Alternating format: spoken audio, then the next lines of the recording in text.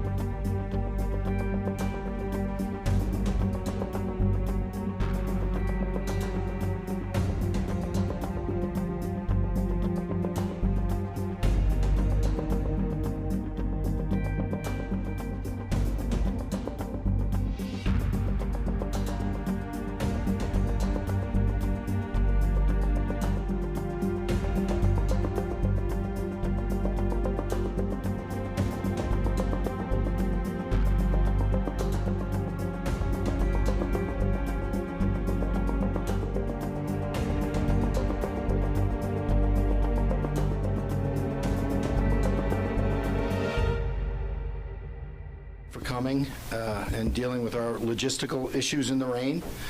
We appreciate it. We're here today to announce additional charges in the case against the defendant Rex Heuermann.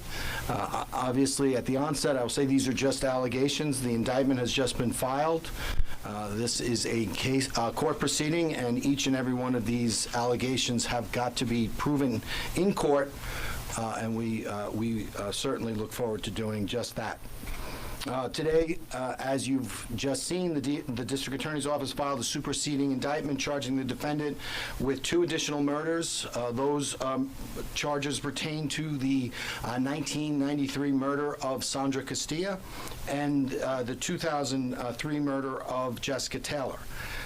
So that's in addition to the previously charged murders of Maureen Brainerd Barnes, Melissa Barthelemy, Megan Wardeman, and Amber Costello, which occurred in 1997, 1999, June of 2010, and September of 2010, respectively. So my intention now, here today is to discuss those charges, discuss the contents of the bail letter, and then turn it all over to you all for questions. But before I do that, before I discuss the indictment and the developments in the case, I want to thank our law enforcement partners, many of whom are here today. First and foremost, I want to thank the Suffolk County Police Department. My understanding is Commissioner Waring was unavailable today. I spoke with Rob, but he certainly brought a contingent of Suffolk County PD to represent his office. We have Deputy Police Commissioner Kevin Catalina. We have Chief of Detectives Darrell Simmons. We have Deputy Chief Stan Grotsky. And then we have the Commanding Officer of the Major Crimes Unit, which includes the Homicide Unit, Sean Barron. So we want to thank all of them for their partnership. We want to thank the Homicide Unit for their continued efforts in this case. We have the Suffolk County Sheriff's Office here. Again, spoke with Sheriff Toulon. He's traveling out of state, so he couldn't make it. But it's my understanding that Under Sheriffs Steve Kios and Keith Taylor are here. We certainly want to thank them for their assistance as well. With the New York State Police, we have Major Stephen Udise, as well as Lieutenant Ken Gine. Again, we thank them not only for their presence here today, but more importantly, for their partnership in this case. We have the FBI, Supervising Special Agent Don Ansbacher is here. I want to thank the FBI for their continued assistance in this case.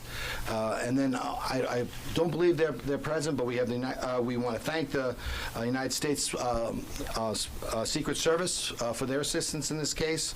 We want to thank the Suffolk County Crime Lab. I know they're not here, but their work has been tireless and instrumental, and we are really very appreciative to them. I especially want to thank the K-9 units from the New York State Police, from the Suffolk County Police, and from the NYPD, who came out a couple of weeks ago, and in very difficult conditions. They really did a fabulous job helping us to search an area of interest to us, and they went above and beyond. So again, I want to thank them. I frequently neglect to thank my own team, so I'm going to take the opportunity to thank them. We have, Chief Zacharies. We have. I want to thank them. I want to thank our ADAs, many of whom are working on this case. You heard from Nick Santamartino. We've got Larry Opizzo. We got Andrew Lee. We got Michelle Haddad. We've got a whole host of ADAs that have really been instrumental in us. Our investigators, our analysts, really fantastic work that they've done. I want to thank the victims' families, many of whom are here today, not only on the new charges, but for the original Gilgo 4. And this is what this case is about. We don't ever forget that. This case is about the victims and their families, and hopefully providing them with that small measure of closure. And the families have been nothing short of incredible. The way that they continue to support their loved ones and each other is really inspiring to us and really helps us to keep coming in and working this case as aggressively as we've been doing. This case is a true collaboration. Again, mentioning all of those partners, without the contribution of any one of those partners, our ability to do this case would have been severely compromised. So again, I know I mentioned a lot of names, I know I went through a lot of agencies, but I just don't do that because it's the polite thing to do. I do it because it's the right thing to do, because they've really helped us instrumentally and will continue to help us going forward.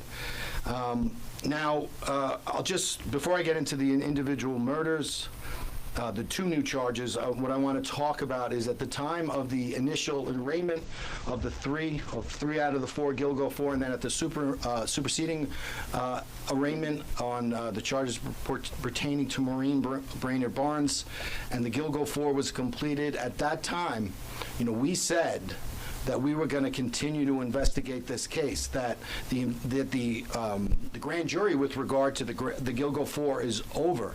But the case continues. The criminal prosecution continues, but the investigation continues, and that investigation has been expanded. The investigation has been expanded both to the bodies that were found on Gilgo and beyond. That's what we said. And I think that has come to fruition today with these two new cases, or new charges. First off, with regard to Jessica Taylor, that her body was recovered on July 26 in 2003 off of just west of Halsey Manor Road in Manorville. She was found on her back. She was decapitated, and her hands and arms were severed just below the elbows. Notably, a tattoo that she had been obliterated with a sharp object. 8 years later, her arms and skull were found on Ocean Parkway. Those remains were found on the same side of the road on the Ocean Parkway as the Gilgo 4.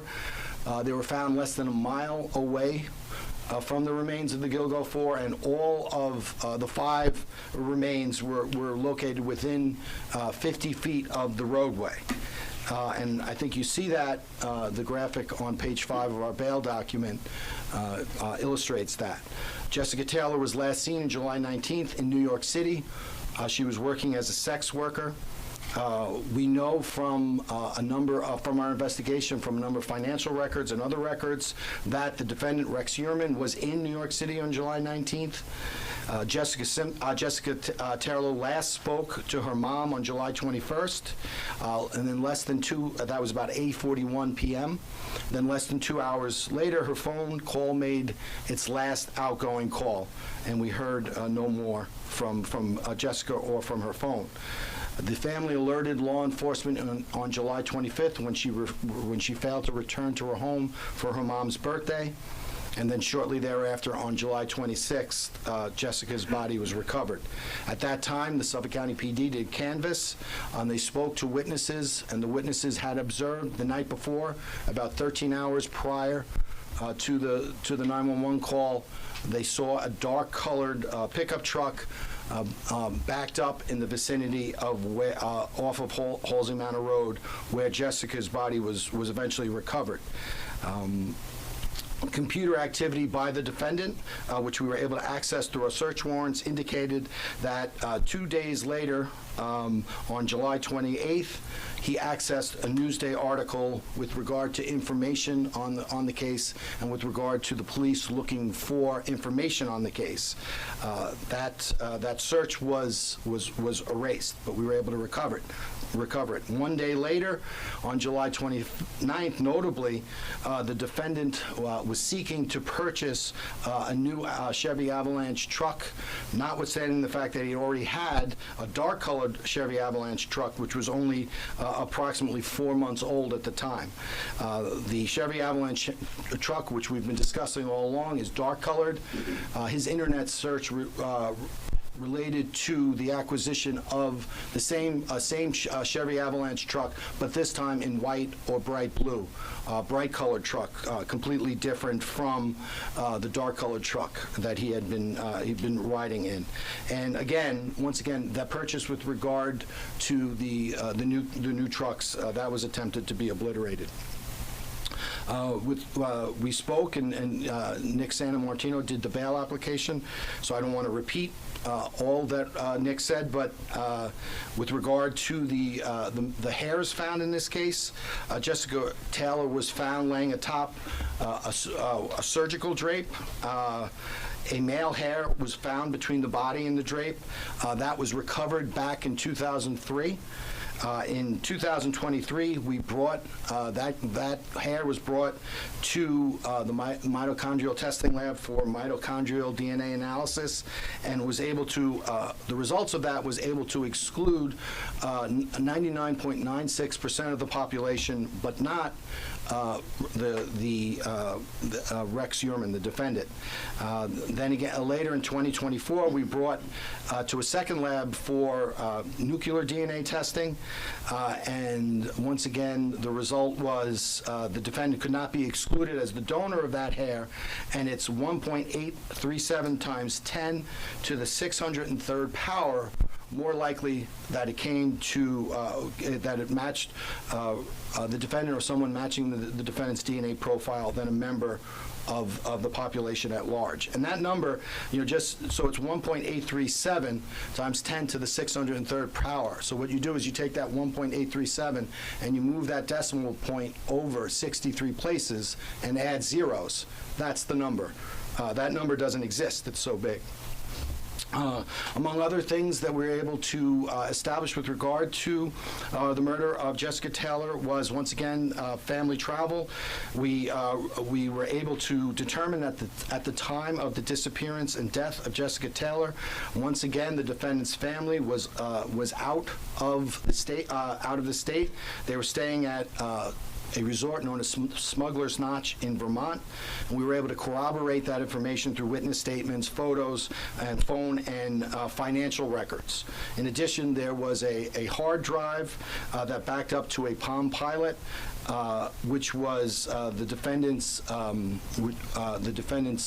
date book, and in that, and again, this is chronicled in the bail application, but in that date book, it's indicated that his wife is in Virginia at Smugs from July 20th through July 27th, and that's page 14 of the bail document. With regard to the 1993 discovery of Sandra Castilla, again, on November 20th, 1993, two individuals while hunting in that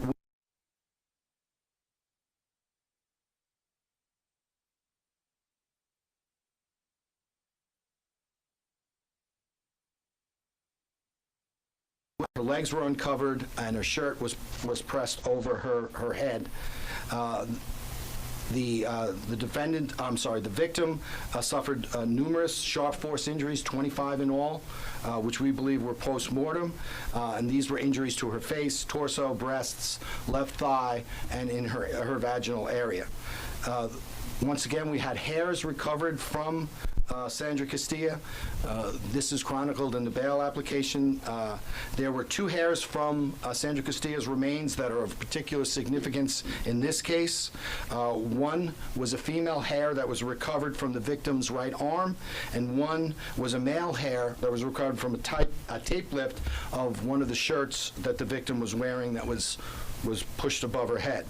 In 2014, about 10 years ago, the two hairs plus another female hair, which were found on Castilla, were sent to an outside mitochondrial DNA lab for testing, and at that time, John Bitroff was excluded as the donor of those three hairs.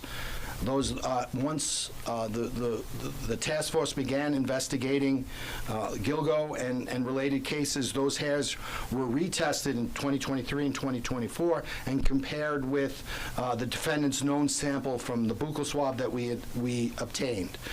Regarding that male hair, the mitochondrial DNA profile developed from that male hair on the victim Castilla and the profile developed from the defendant's buccal swab are match, and specifically at a rate that would exclude 99.96% of the North American population, and defendant Heuermann cannot be, therefore cannot be excluded as the contributor of that male hair on Castilla.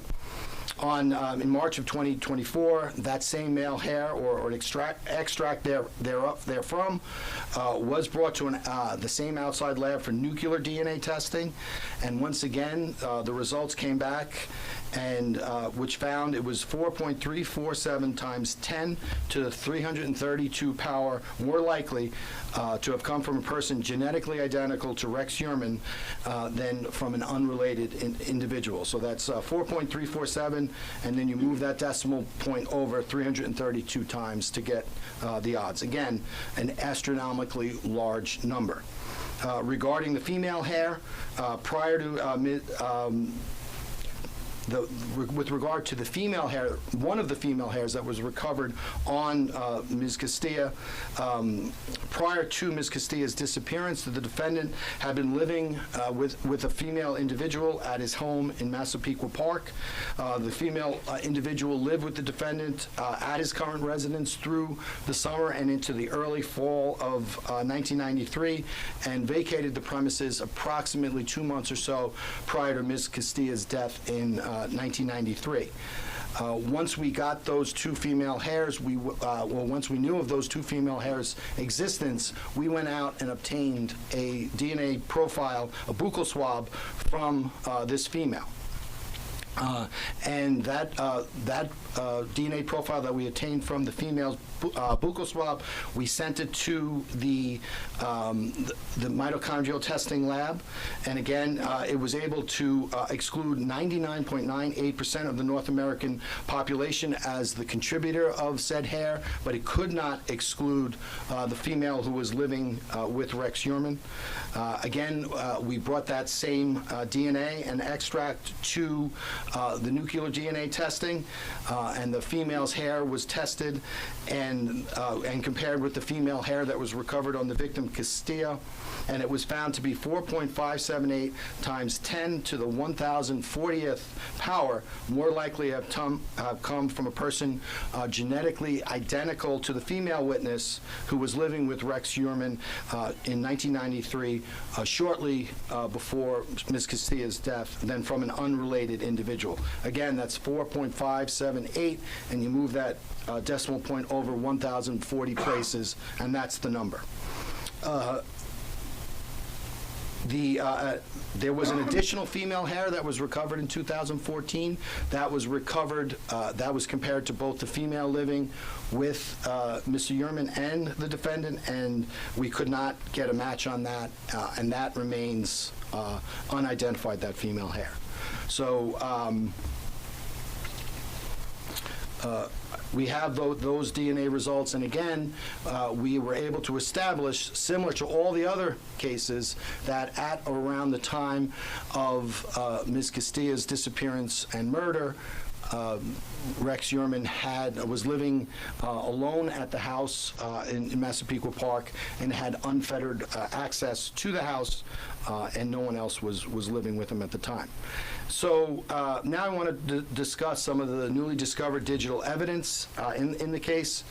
Before I discuss that, I just wanted to clarify some of the things that we've been talking about in our earlier press conferences. You were asked I was asked specifically about smart devices and digital devices that were recovered from the home and business of the defendant in connection with this case. So I just want to catalog that for you so you get a sort of flavor of what it was. We've recovered 15 different types of cameras. We've recovered 27 computers. We've recovered 58 internal hard drives. We recovered 22 external hard drives or solid drives. We recovered 46 cell phones. We recovered 9 Wi-Fi routers, 44 SD micro cards, which are like jump routers, 17 tablets, 42 USB devices, 8 laptops, 50 hotel cards, 4 GPS devices, 11 music devices, 36 SIM cards, 33 miscellaneous items, and 647 CD, floppy disks, or VSH or miscellaneous tapes. Again, in the months subsequent to the arrest, we've been endeavoring through our own office and with the help of the Secret Service to analyze that massive amount of data. Analysis of those devices has revealed, certainly, that Heuermann had a significant collection of violent, bondage, and torture pornography, which was dating back to 1994, and that material was very similar to the condition that the two latest victims were left in. In addition to that, it is alleged that the pornographic images that were accessed by Heuermann are consistent with the crime scenes of both Sandra Casilla and Jessica Taylor. Now, as part of our processing of the electronic devices, the task force discovered a Microsoft Word document entitled HK 2002 through 2004.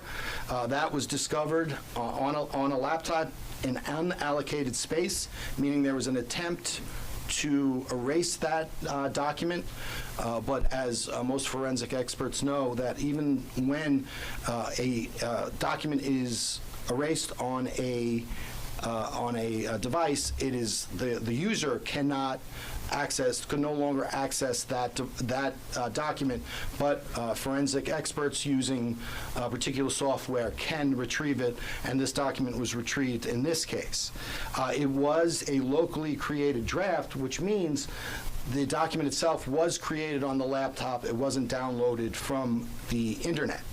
The document was modified. It was originally created in 2000, and it was overwritten a number of times and modified between 2001 and 2002. Now, as alleged in the bail application, the task force believes that this is a planning document, and it was utilized by Heuermann to methodically blueprint and plan out his kills with excruciating detail. We allege that this document evinces the defendant's intent in committing the charged crimes, that his intent was specifically to locate these victims, to hunt them down, and to bring them under his control and to kill them. His motivations, meticulous planning, and clear intent is obvious. His intent was nothing short but to murder these victims. And we allege that the methodology, that the exact method by which these murders were committed, in excruciating detail in that document, is in some cases identical to the methodology used to murder the 6 victims in this case. Now, I don't want to speak further on the document. I believe the document speaks for itself. So if anybody has any questions about the document, I'd be more than willing to answer them. But before turning it over for questioning, I want to reiterate, right from the very beginning of this case, from the onset of the case, the first indictment, we said that the case was not over. We said we were going to continue to investigate the case of the Gilgo 4 and find more evidence. We've done that. We've said that we were going to expand the investigation both on Gilgo and off, and to investigate new cases. We've done that, and that's resulted in the 2 new charges that you see here today. So that's what we've done. That's what we've continued to do. And, my office, along with our partners, are not going to stop. This case continues. So with that, I will turn it over for questions. I had a question about... We'll just go, if we go right to left. about the plan. I didn't see you down there. So I'm just wondering, why is he not being charged with first-degree murder? Because of this web document that he had, planning these murders on, why is it second-degree and not first-degree? Doesn't that premeditated? So first-degree, there are a number of different charging theories you could use for murder in the first degree. One of them is if you charge a murder within a specific period of time. I think it's 18 months. So if you look at, we have 3 murder 1 charges and 6 murder 2 charges. And if you look at the time of the deaths, Sandra Casilla 93, Jessica Taylor, 2003, Maureen Brainerd Barnes, 2007, Melissa Bartholomew, 2009, Megan Waterman, 2010, and Amber Costello, 2010. Those last three, Bartholomew, Costello, and Waterman, fit within that period of time. So we could charge murder one. The other ones, unfortunately, fall outside, so we're unable to bring that charge with regard to those, the other five, no wait, the other three victims. So that's why it's different, just sort of the way New York State law is set up. I wanted to ask about how this expands the search now, because now with this indictment, the earliest murder now changes to 1993, which gives it many more years than we had before. So how does this expand the search? How are you guys expanding this to find out who other victims that are possibly involved?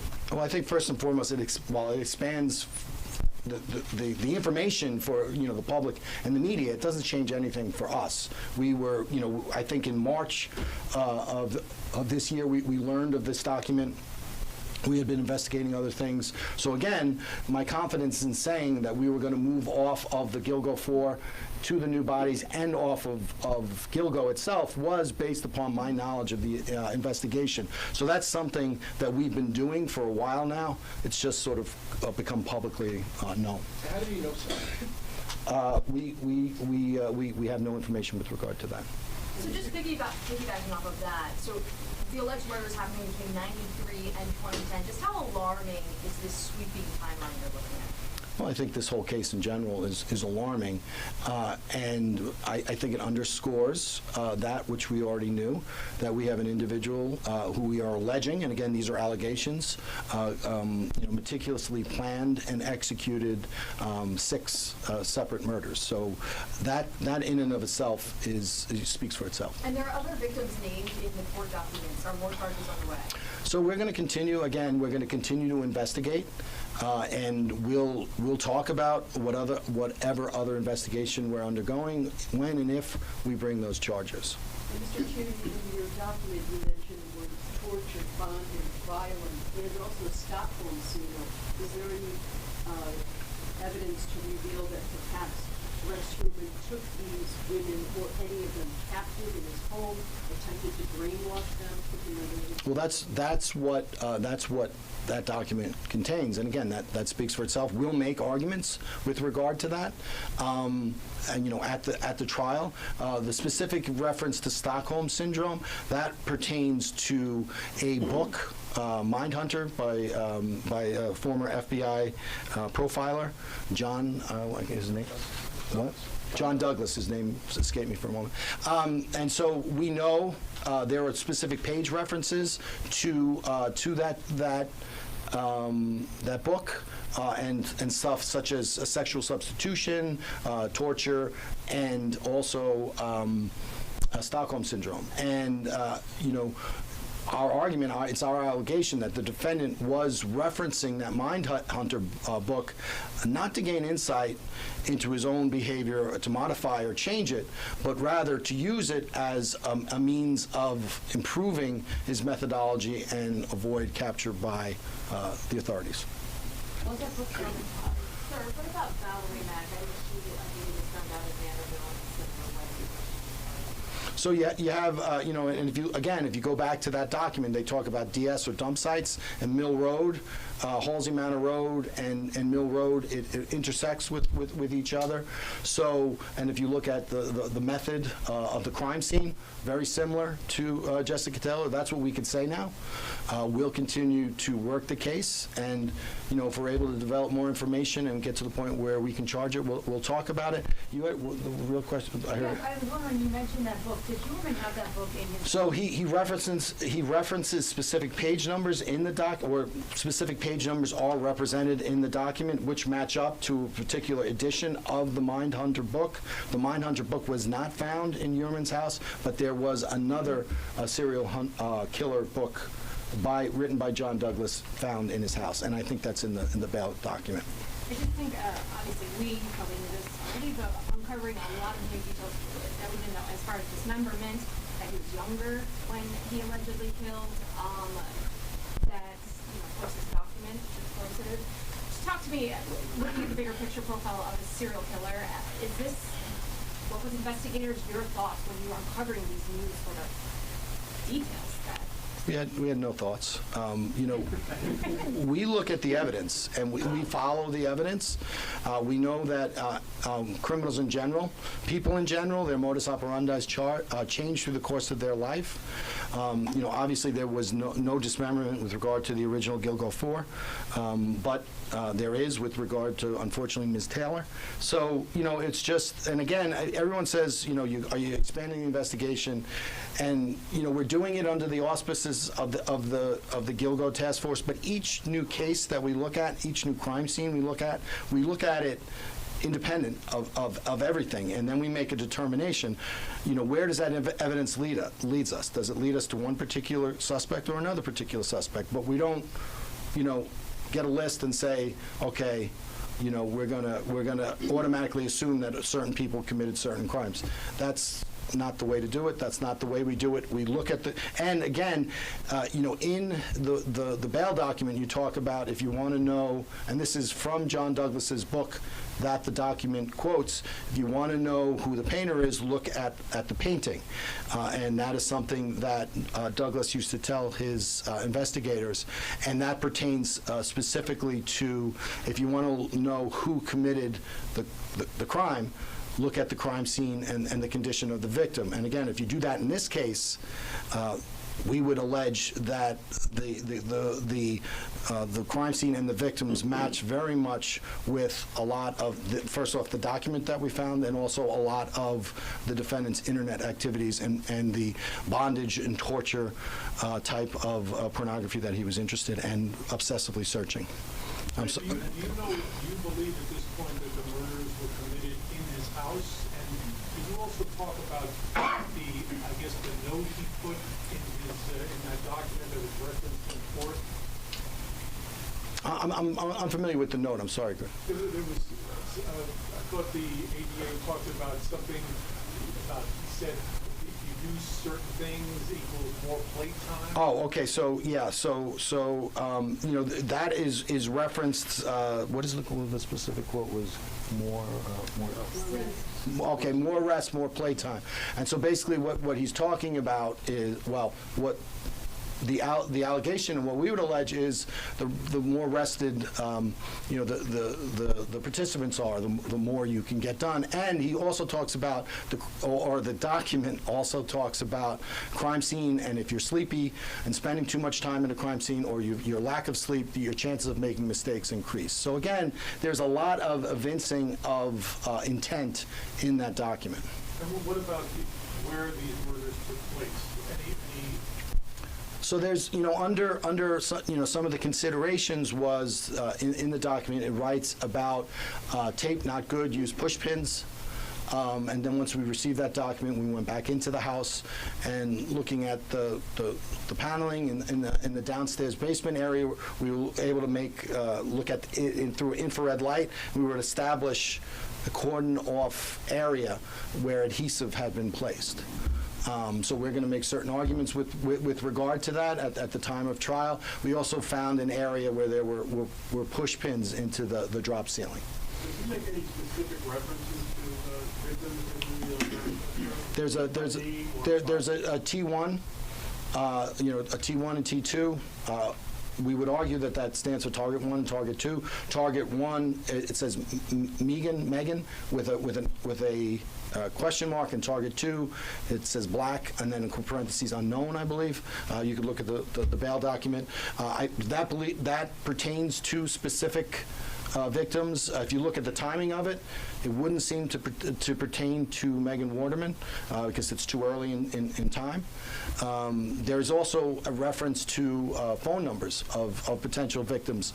We've searched, and we usually block out our phone numbers. We kept that in the document because we've come to an impasse with regard to those phone numbers. So if any members of the public have information with regard to those phone numbers, we would certainly be receptive to receive that. So Mallory Mapp, her death was mentioned twice in this latest bail document. Is Rex officially a suspect in the Mallory Mapp death? I think that would be fair to say, yeah.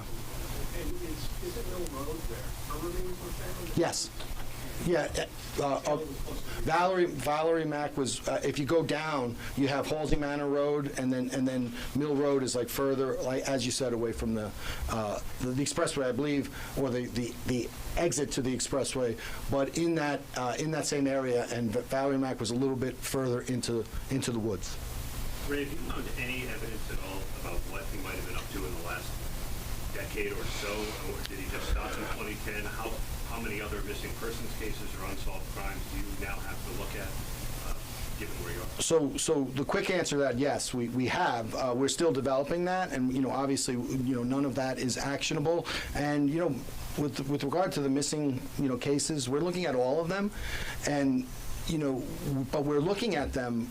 Not necessarily in the context of any particular defendant, including this one. We're looking at them, separate and apart as missing cases. And with the universe of information that we have, not only in this case, but other cases, how can we work towards solving some of these cold cases? That's 30 years of crime.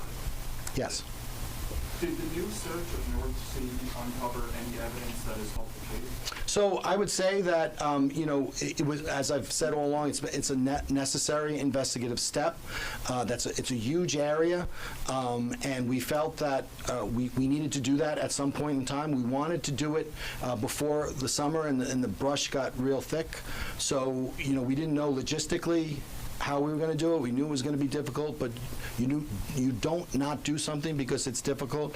And again, fortunately, our partners in the New York State Police, the Suffolk County Police as always, and the NYPD, their canine units went out and they did a fantastic job. We have so much gratitude to them for helping us out, but no new bodies were found. Chairman, just following up on Greg's question, do you believe both the search going on in the basement, what you found in the manifesto, that the basement was a location where the crime stood? So, again, it doesn't matter what I believe. It matters what we can prove. This is, a significant investigative step. This was a significant investigative finding, and we'll continue to develop those things. We'll get to you next. I'm sorry. Could you say that again?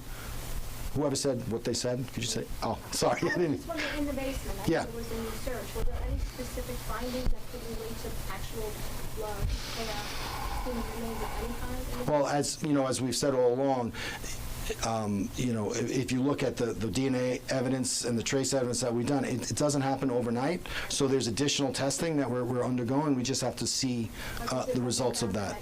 Well, we always see suspicious things, but in any case. But is it a stain of something benign, or is it an investigatively significant stain? Only our forensic scientists can tell that after a lot of work. Share any of the trophies that you found from?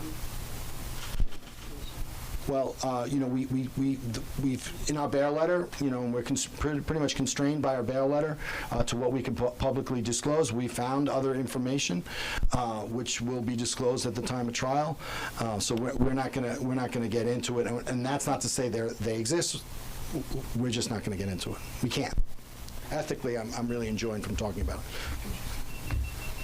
Can you tell us when the document on the laptop was first discovered, and is that what prompted the research of the house? Again, in any effective investigation, it's never just one thing. Certainly that was something that was significant and led us in among other things in that direction. That document, I believe, we recovered it in March 7th of this year. Fairly recently, and certainly given the sprawling history of this case. And Go ahead. you said he had a lot of images and videos of torture porn on his devices. Were any of them his own victims?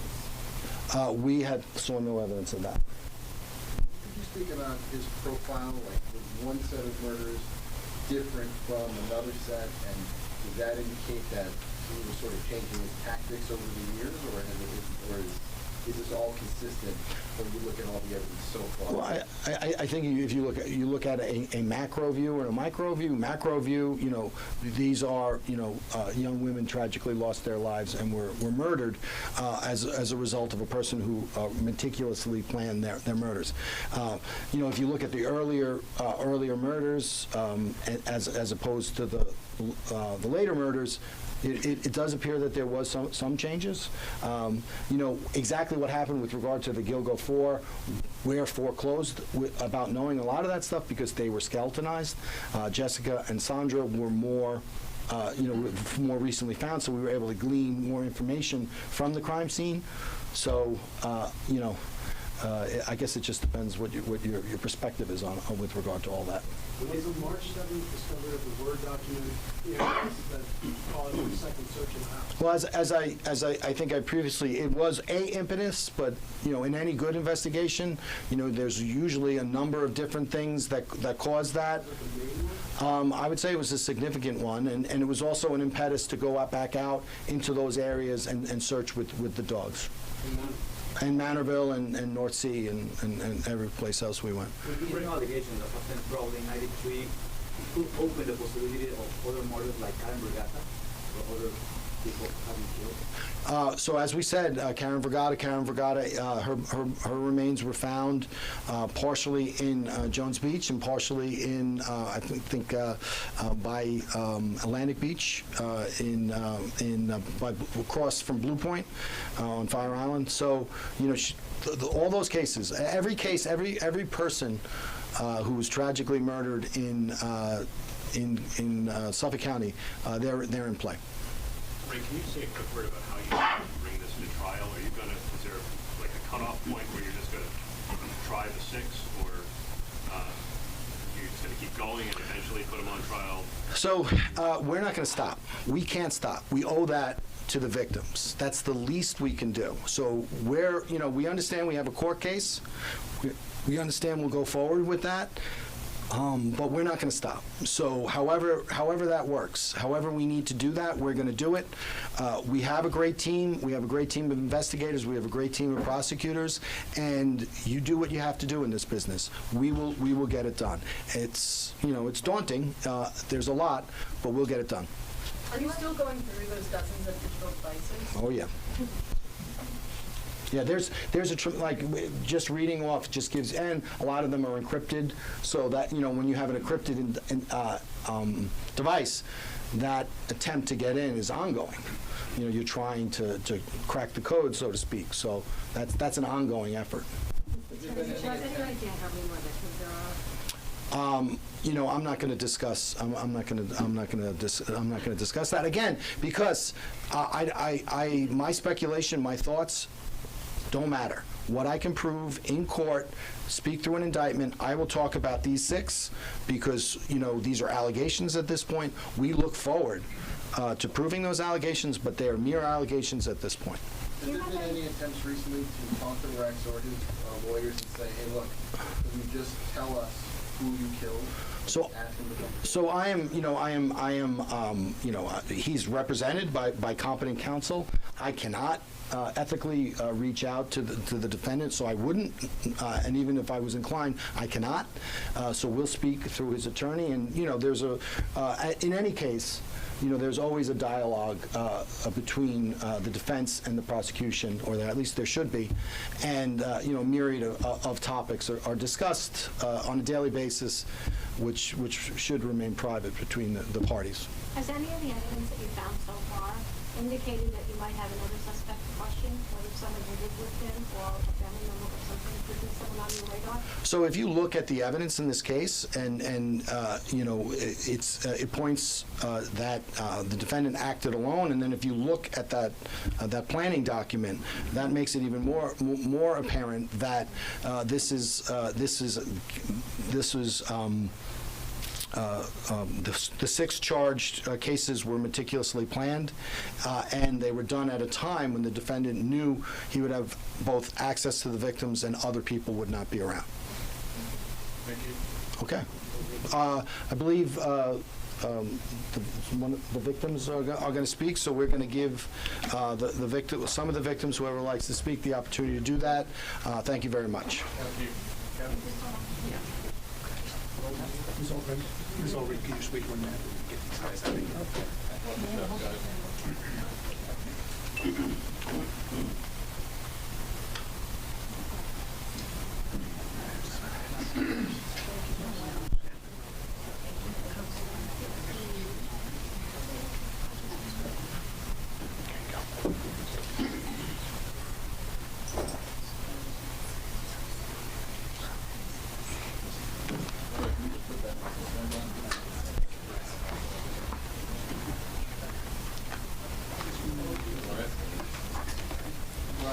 Can you put the microphone down?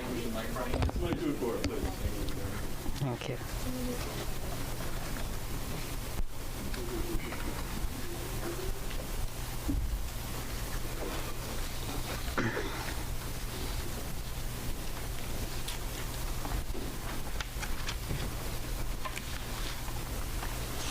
Okay. All right, good. Thank you.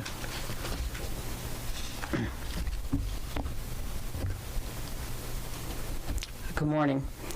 I'm Attorney Gloria Allred. I represent the family of one of the latest victims for whom there has been an indictment of the defendant, and that is Jessica Taylor. I am the only attorney representing the family of Jessica Taylor and the only one authorized to speak about Jessica Taylor. In addition, I represent the families of 3 other victims, Megan and Melissa and Maureen.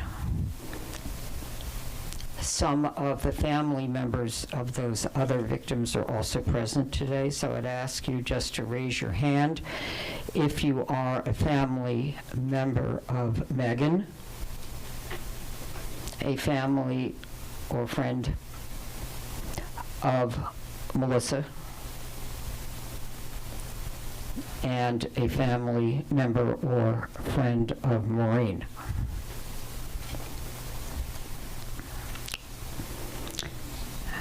With me for Jessica Taylor is Jessica's mom, Elizabeth Backheel, and she, under the circumstances, has asked me to read her statement.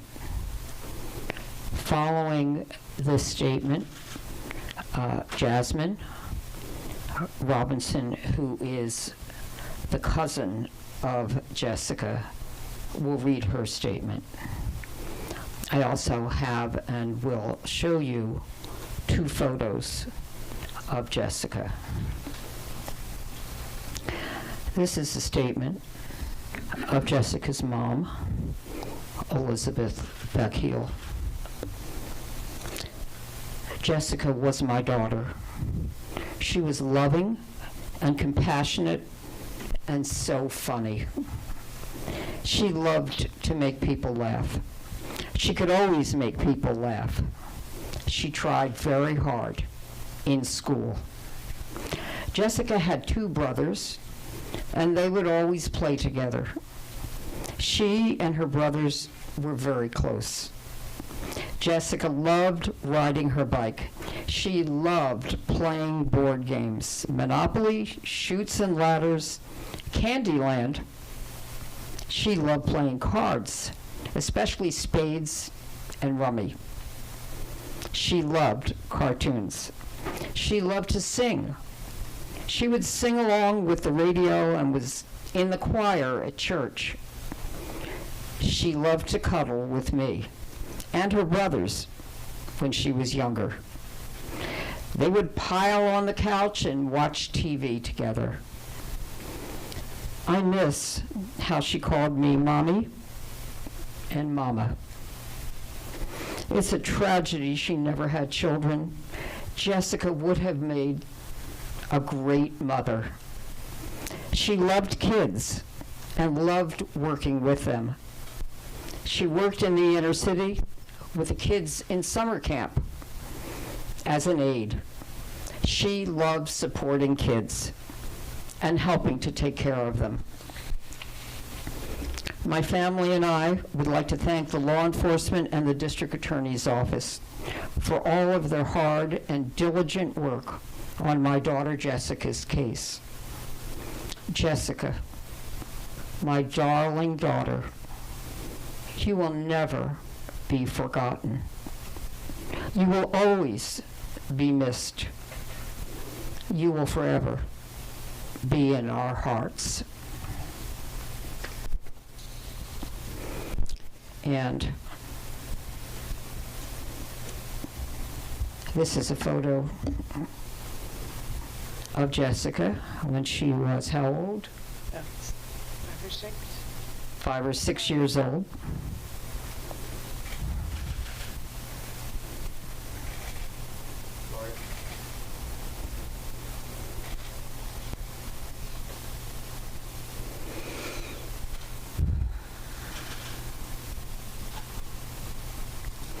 And 16? She's about 16. This is a photo of Jessica when she was approximately 16 years old. And this is her mom's favorite photo.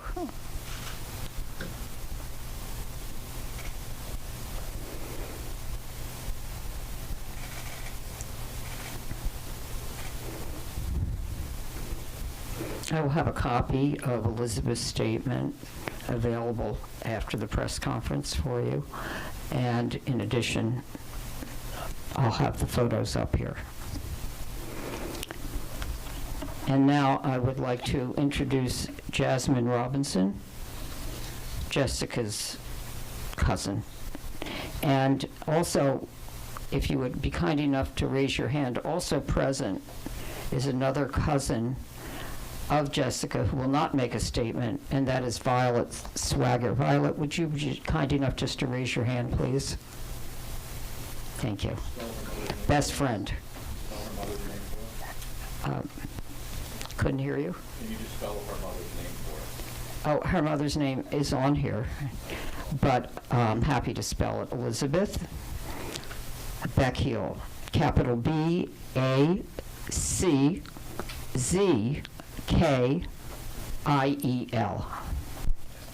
Thank you for asking. Jasmine.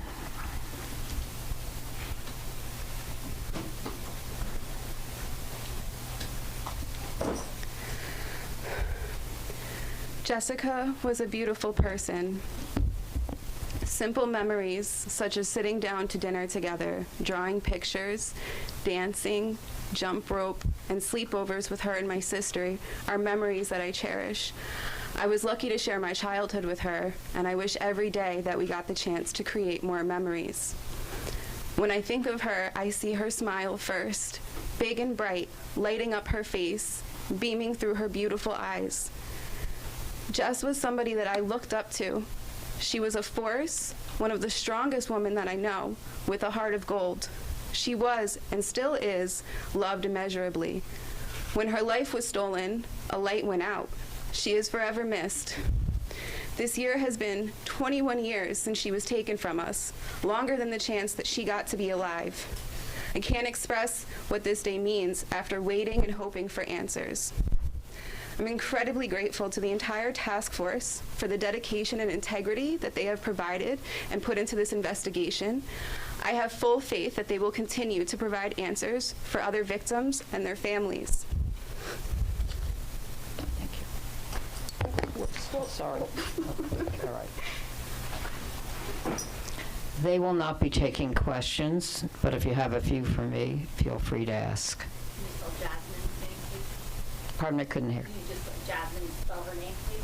Yes, Jasmine Robinson, Jasmine Robinson, Robinson.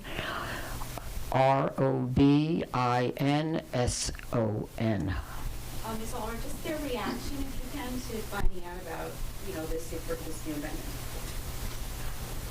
Obviously, it's very difficult for them emotionally. They've been waiting 21 years for answers. And they're hoping that justice is on its way.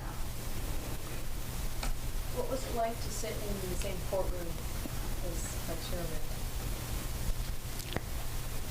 Heuermann? They were present, that is, Jasmine, Elizabeth, and Violet were present in court with me this morning. It was difficult for them to see the person who was accused of murdering, second-degree murder of their loved one, but they reached down inside of themselves and found the courage to be there because they are the voice of Jessica. They have the memories that they carry of Jessica, and they want to be there for Jessica, and that's why they were there.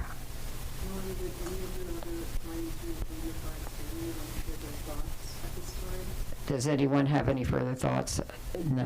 No one is going to make an additional statement this morning or after the press conference, but thank you for asking.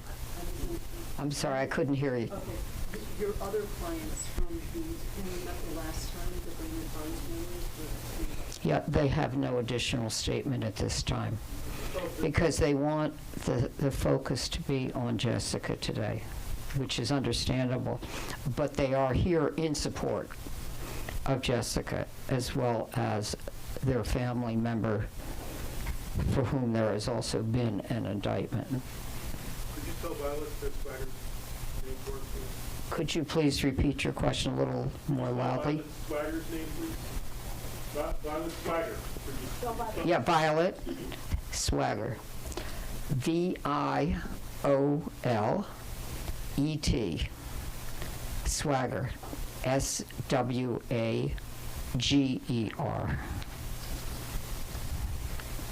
That's correct. Anything further?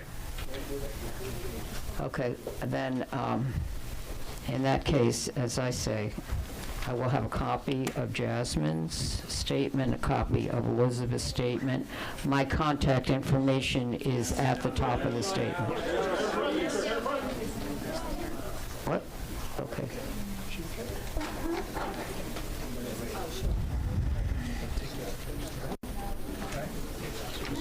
Okay.